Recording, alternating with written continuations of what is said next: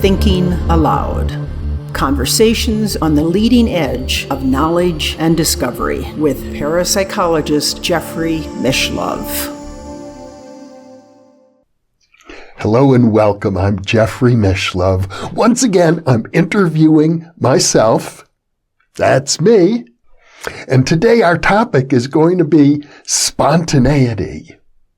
Let me say this. You chose the topic of spontaneity because you really don't know what we're going to talk about today, do you?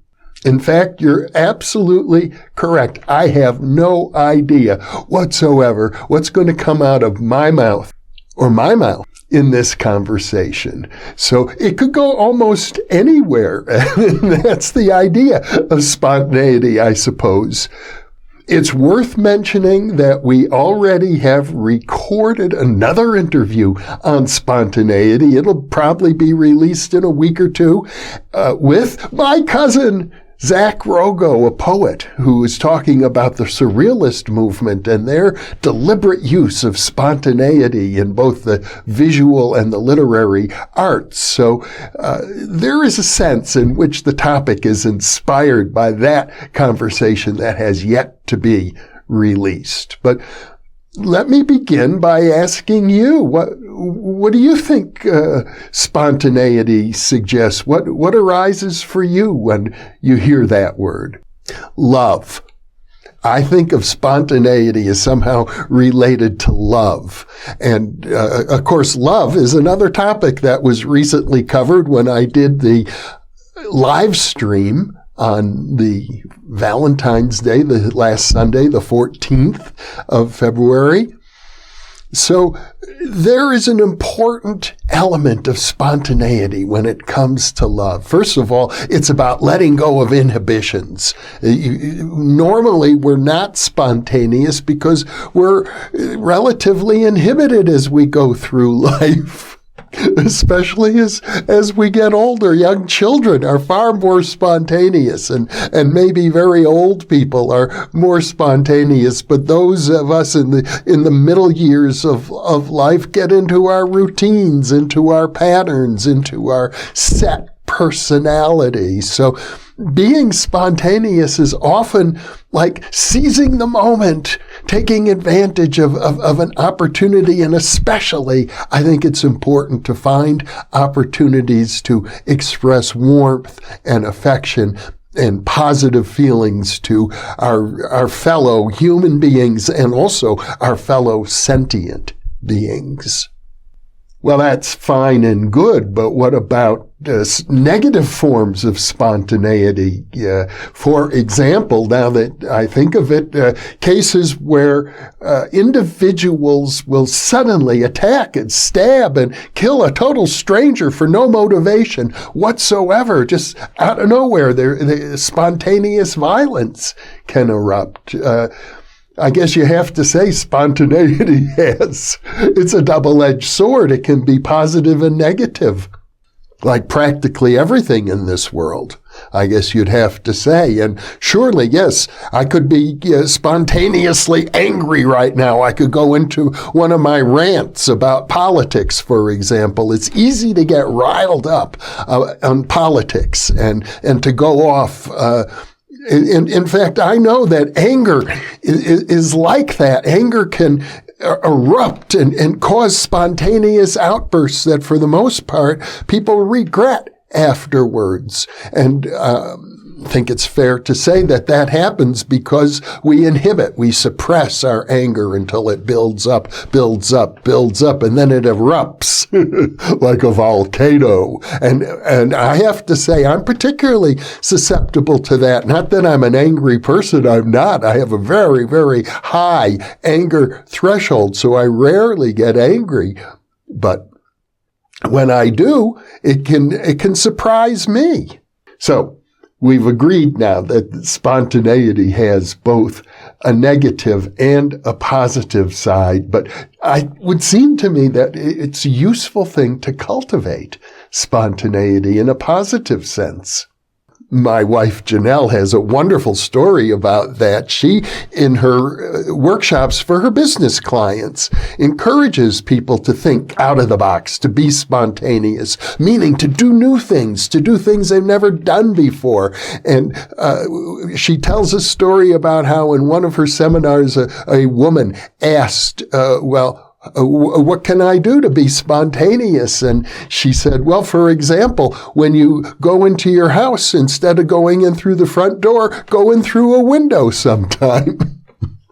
Well, the woman tried it, actually, and she had to get a ladder to enter her house through the window, and it turned out a policeman saw her trying to break into the house and came and asked her what she was doing, and she explained that it was her own house and that she was doing an exercise in spontaneity. It turned out that she and the policeman developed a relationship as a result of that, and they got married.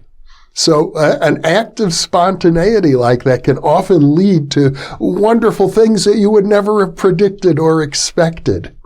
So you're suggesting then that spontaneity is a value in and of itself.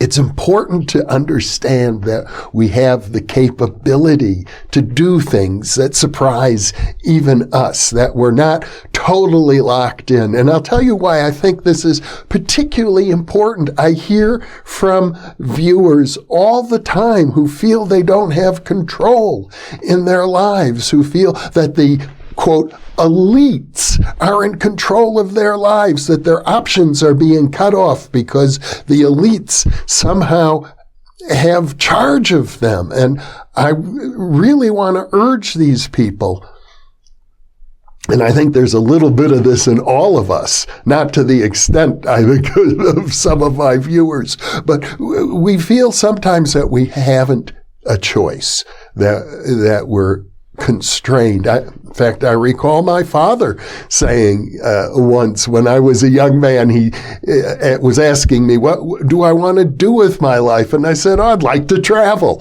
for example. And I have had the benefit of traveling all over the world, really.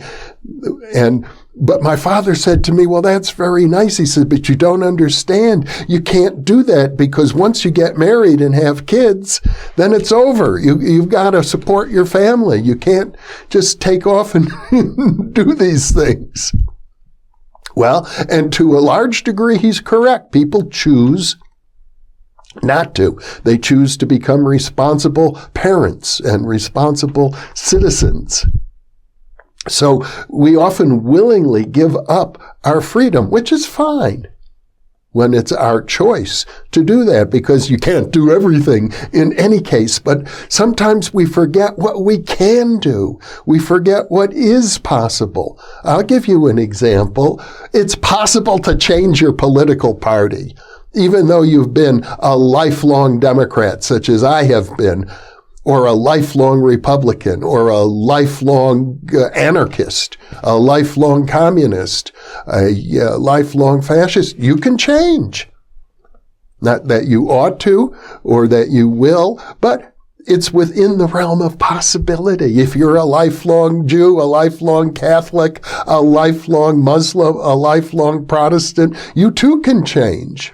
You may say that, but as I recall, there's a severe punishment for lifelong Muslims who change, I believe, right there in the Quran. Correct me if I'm wrong. Well, I'm not a scholar of the Quran, so I can't correct you, but it is something that I've also heard. However, I don't think that every Muslim who has given up the religion for whatever reason has been executed as a result. Although obviously, and there are certain cultures that are very, very harsh if you violate their taboos, and people fall into line when that's the case. Naturally, we are concerned for our own safety and the safety of our family members, and fear is a very strong motivator. But even in a situation where you're threatened by fear, you have options. You can be spontaneous in many different ways. Yeah, but isn't it spontaneity, that sort, that gets people arrested from time to time? I might be in a department store and spontaneously decide to walk off with some of the merchandise. That's not a good thing. Yeah, I couldn't agree more about that. It's a bad thing to do. And I'm reminded, since you bring it up, about the monologue, the conversation. Actually, this is a conversation between the two of us, but it could also be viewed as a monologue about raising your vibrations. And in it, the basic implication that I expressed, although I didn't say so quite so directly, was if you really want to raise your vibrations, focus on higher values, focus on being the best version of yourself, focus on goodness, focus on truth, focus on beauty in your life. That's how you raise your vibrations. And so what you want to do with your spontaneity is move in that direction towards beauty, truth, and goodness. Now, I know that some viewers are going to say, hey, wait, didn't you just interview Mitch Horowitz about Satanism? What about that? You seem to be encouraging people to move away from beauty, truth, and goodness. But is that really true? Maybe you want to say more about that. Is that really true? I've seen the comments. I know that some of the viewers say, look at the way he dresses. He's dressed in black all the time. He even colors his fingernails black. How is that moving towards beauty, truth, and goodness? And besides, people keep repeating about all of these horrible crimes and sacrilegious sacrifices, eating babies for all I know, that they accuse Satanists of. And I know Mitch would say that's a myth. Those things don't really happen. But and then the counter argument will be, well, look at the news. They do. There are reports of things like that. And then the people who are in favor of Satanism will say, yeah, but they're not real Satanists. These are crazy people who are taking on the mask of Satanism as kind of a social protest, or to sort of embellish their persona in one way or another. They are not real theological Satanists. The real theological Satanists are good, law-abiding citizens and shouldn't be confused with these criminals. Well, you got to give them credit for thinking deeply about the issue, but I gather that you're not quite satisfied with that position either. I think if you're a Satanist, you can be spontaneous too. You could convert. You could become a devout religious fundamentalist if you wanted to. Or you could become a Luciferian instead of a Satanist, or a Promethean instead of a Satanist. I don't know. Or you could join Satanists for Peace. Yeah, but don't you see that that's a problem? If the Satanists start joining the peace movement, how bad that could be for the peace movement? Well, the problem with Satanism is that it's sort of a taboo thing to get into by very definition. And yet, I have to say, I think they have a point to make. I'm not a Satanist. I have no interest actually in promoting or encouraging Satanism. However, I do encourage people to think deeply about these things. I think that we often are programmed socially to consider things only from one perspective, only from the perspective that anything associated with Satanism has to be the worst possible evil. That's a kind of programming, and it's certainly not the only way to think about it. Well, now you're getting into a much deeper issue here, because I hear from viewers all the time who seem to feel as if we're being programmed in one way or another. In particular, people who feel we're being programmed by the media. We're being programmed by the big corporations, by the advertisers, by big government and propaganda. And they often accuse me and you and me of simply being a mouthpiece for all of these programmers out there who are trying to program humanity. A big one, for example, right now, since there's a push on to vaccinate a large percentage of the population, I hear blowback from viewers all the time who say you're just succumbing to some sort of evil sort of programming if you go along with the vaccination. So being spontaneous to them is not to get vaccinated and to resist the effort to program them. You might say that that's a satanic form of rebellion there. And is that good or bad? I tend to think in this instance, it's not good. I tend to think that, as I've expressed before, hundreds of thousands of people have died from the coronavirus. I'm not aware of anybody yet dying from the vaccine, even though I do know the symptoms can be uncomfortable for 24 hours or so. But there's a need, I think, for unity in humanity. You know, united we're strong, divided we're weak. And in particular, Americans, as long as we're fighting each other, we're not as strong a nation as we can be. And so it would be good to have unity. On the other hand, there are people who say, sure, you can have unity on my terms, but not on your terms. So what are you going to do? You have to debate.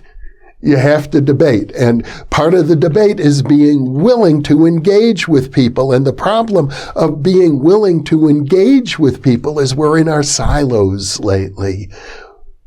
And so I think an act of spontaneity is one of breaking out of the silo. Make friends with a person who's in another silo. Exchange ideas with a person who is not in your silo, a person who sees things very differently. That would be a wonderful act of spontaneity. And I know it can be very difficult because we get so frustrated with each other. We have such different views of right and wrong with each other. So you're encouraging people from different political perspectives to interact with each other in an honest, open, humane way. That's a new form of spontaneity that we need more of. Exactly. That's exactly where I'm going with this. If you want to be spontaneous, find the kind of a person who you think is your enemy, a kind of a person who thinks very, very differently than you, that you look down on because of their attitudes, and befriend them. Get to know them. Share ideas with them. That's what I encourage. And honestly, I think it's an act of love. And I think at bottom, I'll say this over and over and over and over again, at bottom, you and me and the flies and the cockroaches are all just different versions of each other. I know sometimes that's hard to swallow, but as far as I'm concerned, that's a bedrock truth. And if we can use spontaneity to live that principle, our lives will be much better. Even the cockroaches, now you got to be honest, because I know that you, when you find a cockroach, have no hesitation in capturing it and killing it. So, and yet you call yourself a pacifist. What kind of a real pacifist are you? And are you actually encouraging people to love the flies and the cockroaches?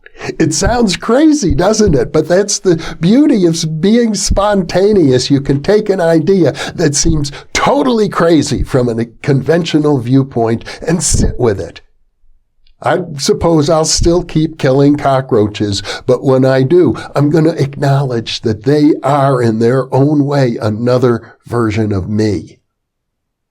I just don't want them in my house. On that note, I want to thank you for being with me. I want to thank our viewers and our listeners for being with us. This has been a very interesting and unusual conversation. Certainly had no idea it was going to end up on this note of the oneness that we share with flies and cockroaches, but here we are. And I want to thank you and our viewers and listeners for being with us as well.